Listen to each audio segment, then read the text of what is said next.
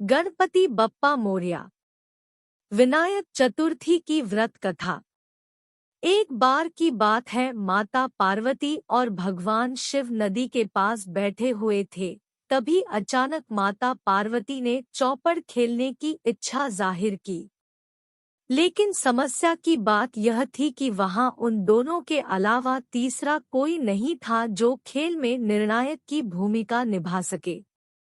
इस समस्या का समाधान निकालते हुए शिव और पार्वती ने मिलकर एक मिट्टी की मूर्ति बनाई और उसमें जान डाल दी। मिट्टी से बने बालक को दोनों ने यह आदेश दिया कि तुम खेल को अच्छी तरह से देखना और यह फैसला लेना कि कौन जीता और कौन हारा। खेल शुरू हुआ जिसमें माता पार्वती बार बार भगवान शिव को मात देकर विजयी हो रही थी। खेल चलता रहा, लेकिन एक बार गलती से बालक ने माता पार्वती को हारा हुआ घोषित कर दिया। बालक की इस गलती ने माता पार्वती को बहुत क्रोधित कर दिया, जिसकी वजह से गुस्से में आकर बालक को श्राप दे दिया कि वह बालक लंगड़ा हो जाएगा, और जिसके बाद वो बालक लंगड़ा हो गया। बालक ने अपनी भूल के लिए माता से बहुत क्षमा मांगी और उसे माफ कर देने को कहा।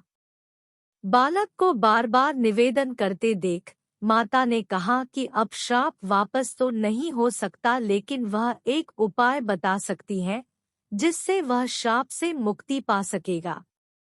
माता पार्वती ने उपाय बताते हुए कहा कि संकष्टी वाले दिन पूजा करना और व्रत की विधि का पालन सच्चे मन से करना।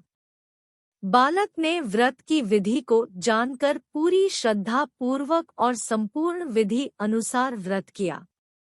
उसकी सच्ची आराधना से भगवान गणेश प्रसन्न हुए और उस बालक को दर्शन दिए। भगवान गणेश ने उस बालक से उसकी इच्छा पूछी। तभी बालक ने गणेश जी से माता पार्वती और भगवान शिव के पास जाने की अपनी इच्छा को जाहिर किया। गणेश जी ने उस बालक की मांग को पूरा कर दिया और उसे शिवलोक पहुंचा दिया, लेकिन जब वह पहुंचा तो वहां उसे केवल भगवान शिव ही मिले। माता पार्वती भगवान शिव से नाराज होकर कैलाश छोड़कर कहीं चली गई थी।